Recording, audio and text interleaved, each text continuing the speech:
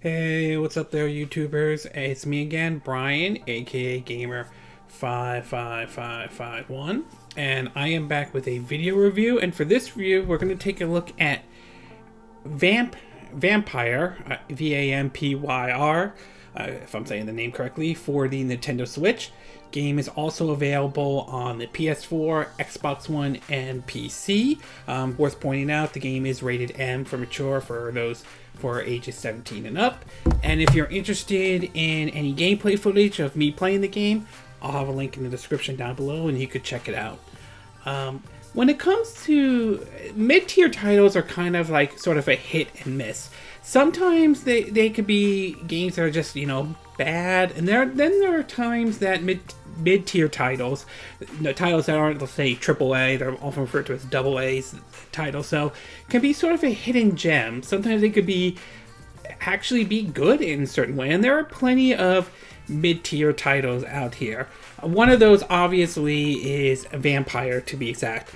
Now, when it was released in 2018, I didn't really pay huge attention to it. It was certainly a game that was interesting, but at the time I wasn't sure about picking it up or anything like that. It wasn't until it was announced that it was coming to the Nintendo Switch, and I kind of was a little bit curious about this title, to be exact. So after investing with it for a month, or trying it out for a couple weeks to be exact, I would say that my time with Vampyr would be, although it's far from 100% perfect, it is a title that I'm actually enjoying more than I originally had thought. So why don't we get started with the pros and the cons, and we'll start off first with the pros. And there really are only two pros that I can think of in regards of Vampyr, though. The first one I do want to talk about is the mood and the story in the game, and that's really, I think, one of the game's strong point, to be exact. The game gives off sort of a dark, to a certain degree, somewhat gothic feel to it. And the story itself is just fascinating and all that stuff. You basically play as a doctor who, however, who somehow has turned into a vampire. You have to try to figure out why he got why he got turned into a vampire, and figure out possibly a cure, to be exact, as well. And the game takes place in basically post somewhat Victoria London 1918, I believe around the time of World War I and all. And so basically the whole story and the whole mood to it really is really good, to be exact. So I really enjoy the story in this game, and like I said, I'll probably be a dead horse saying this word many times, the mood to the game is just really good. And the last thing I do want to talk about is the combat. And I will say, while the combat isn't 100% perfect, though, I did find it to be fun and enjoyable, though. Although this game is basically a narrative, single-player driven story, there is one part has a semi-open world, and the other part where it basically plays like an action RPG. Basically, as you go out there, you also you go into combat situations such as attacking enemies and bosses. There are situations where basically where you have to make a choice whether you help or hinder people, and that could have an impact at certain points in the game as well. Some of the combat is kind of somewhat like a Dark Souls approach to a certain degree, where you basically have a stamina meter, and every time you perform a certain action, such as attacking an enemy, that stamina meter drains, and you have to wait for it a bit to basically recharge. Other actions your character has also as well is that if you hit them with, in this case, since I'm playing this on the Switch, the X button with, say, like a stake or anything like that, you can knock them down to the point where you can bite them and sort of drain their blood a little bit. You use blood basically for certain actions. Some of it could be to perform a special move. Others can basically be performed to basically regenerate some of your health. So it depends on how it all depends on what actions you use, your blood and so forth. One thing to point out is that unlike traditional action RPGs, you don't automatically level up. You do get experience points based on completing certain missions or side quests, or defeating certain enemies, but it follows a certain approach similar to what Final Fantasy 15 was, where once you rest at a certain spot, you can you get your experiencing points and so forth. Vamp's approach is somewhat similar. When you rest at a bed or go to a hideout or anything like that, you basically given the opportunity to basically increase certain things. Like you can use the experience points to say increase like more ammo to carry for your guns, or basically unlock special weapons, or say like when you bite on an enemy and all that stuff, you basically can recharge some of your energy and so forth, and you can sort of level up those kind of moves and all that stuff. So it's somewhat kind of similar to what Final Fantasy 15 was, in a way where after you defeat enemies, you'll get experiencing points, but you can't use them until you get to like a resting spot where your characters level up like that. So it's kind of similar and all that stuff. But I will say, for a game that's both a mixture of an open world and an action RPG in a way, I still found the game to be fun and enjoyable. Okay, we're going to take a quick break. We're going to get to, when we come back, we're going to get to part 2, the cons. And I forgot to mention this earlier. I want to give my thoughts on the first trailer for the upcoming movie Ghostbusters Afterlife. So we'll take a quick break and we will be right back.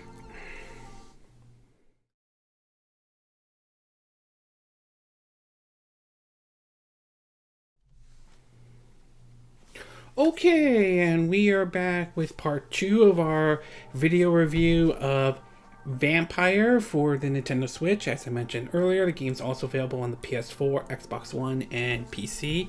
So now that I gave you the pros of the game, why don't I give you the cons? And like the pros, there are only 2 cons I could think of, at least based on my time with the game. And we'll start off with the first one, and that is the visuals of the game. Now, knowing that this is the Nintendo Switch, though, it's the fact that the Switch isn't going to be as powerful as the PS4 or Xbox One or PC, let alone have the visuals look as good as, say, like what's on the PS4, Xbox One, and PC. We've seen games like that with games like Doom, Wolfenstein's another example, Witcher 3, Wild Hunt. Again, these are good games, don't get me wrong, and they're impressive that they play well on the Switch, but obviously certain sacrifices were needed, and this game is the same thing as well. Visually, it looks like a low-end PC, a game that looks like that was on the low-end PC. So from a visual standpoint, it's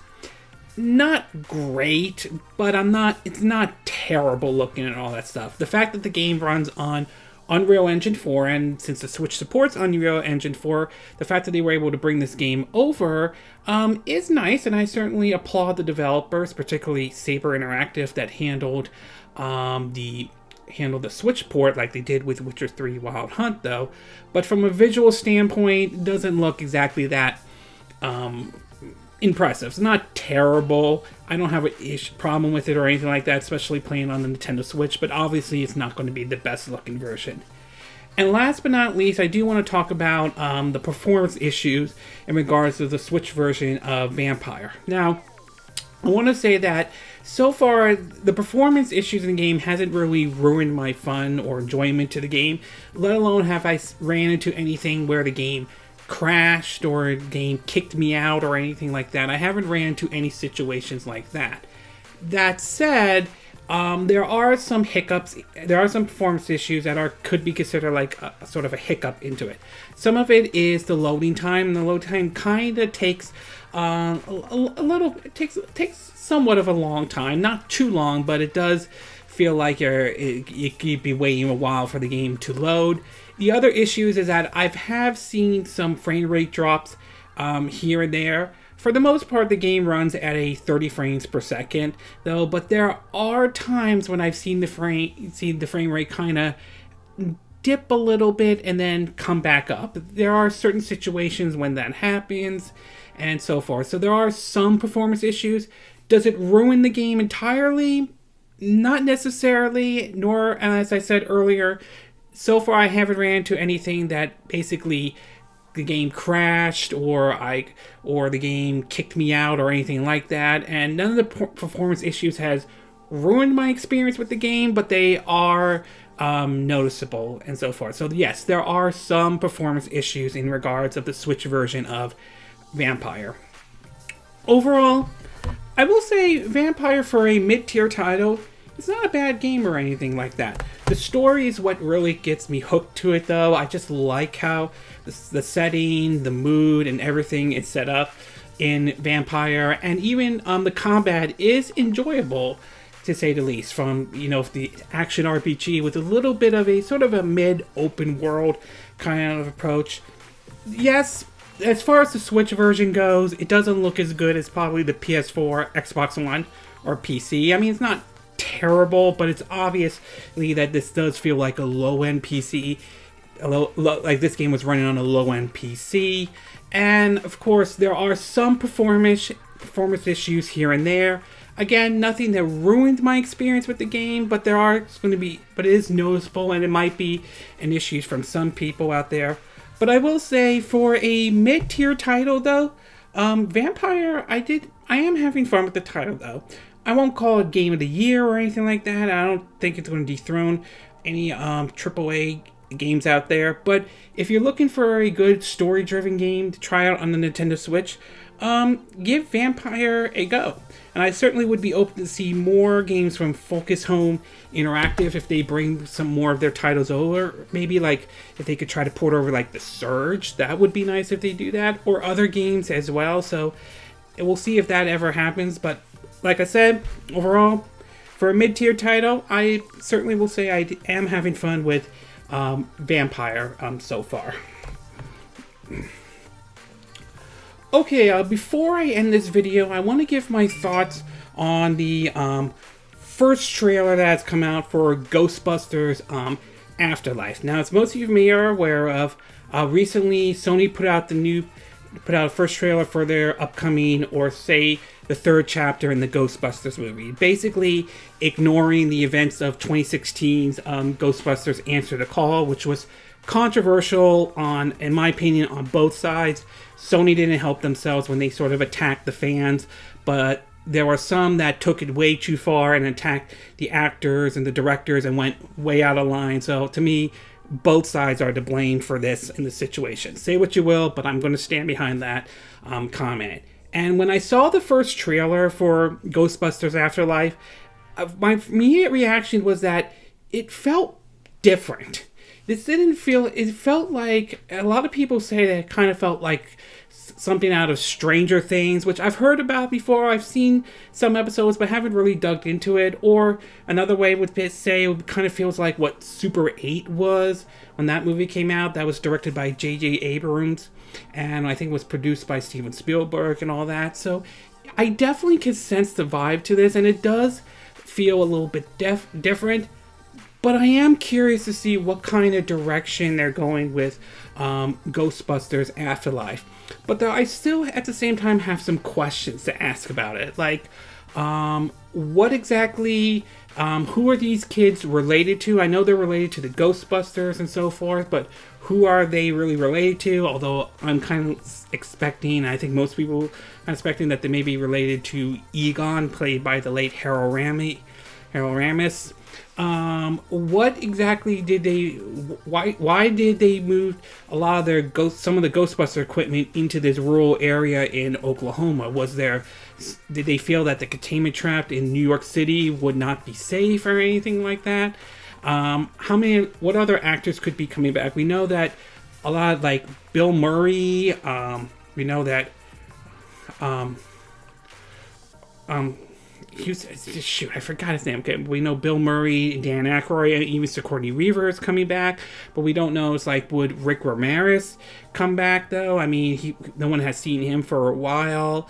Last time I know, for those who may not know, he starred in several movies such as like Honey, I Shrunk the Kids, to Spaceballs, and he was in Ghostbusters 1 and 2. But one other question I do have in regards of Ghostbusters Afterlife is, what will they acknowledge any of the events in Ghostbusters the video game? For those who may or may not know, though, Before Ghostbusters Afterlife, or Ghostbusters 3 at the time, was announced, though, Ghostbusters 3 originally was in development hell, and there have been many stories of exactly what Ghostbusters 3 was supposed to be. Some stories pointed to that one of the scripts had the idea of the gates of hell opening up in Manhattan. Other ideas I've heard was supposedly the pillars of reality start to break down and all that stuff. There was also issues of will Bill Murray return and plays Peter Venkman or not, so there was always that kind of issue, and there was unclear whether Ghostbusters 3 was ever going to happen or anything like that.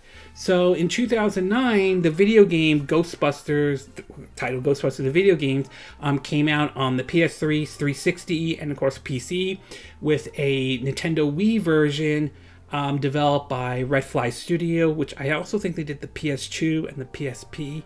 And I also think the game came out to I believe the Nintendo DS as well. And at that time, Ghostbusters, the video game, was considered to be the third Ghostbuster movie, though, since no one knew if Ghostbusters 3 was ever going to happen.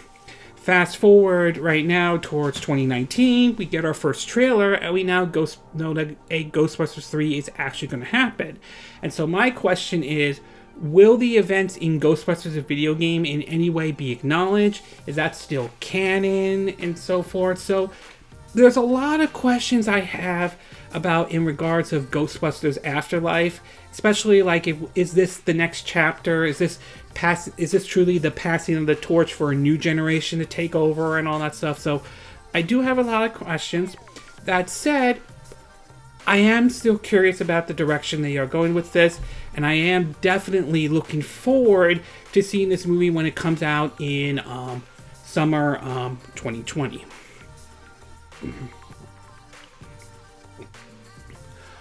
Okay, this concludes this video review of Vampyr for the Nintendo Switch, plus my thoughts on Ghostbuster Afterlife. And again, these are my opinion.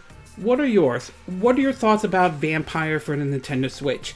Is it a mid-tier title worth picking up in any way? Is the Switch version worth picking up, or is you better off just getting it on the PS4, Xbox One, and PC?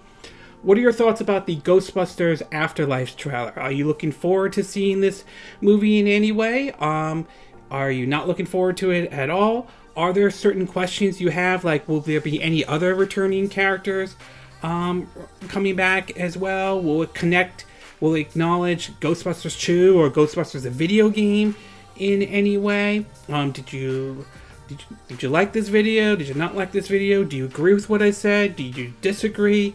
As always, sound off on the comment section below. Let me know what you think. And I hope you hit that like button. I would appreciate it. And I hope you do subscribe to my YouTube channel. If you do, make sure you hit the bell icon for notifications of any new videos I put up. Also, feel free to share this video if you want to. And feel free to donate to my channel if you like. You can do it through PayPal Me or Patreon. Links will be in the description of this video. And I will see you again next time when I do another video. Hopefully that'll be soon. Until then, from Southern California, wish you all a good day then. Bye!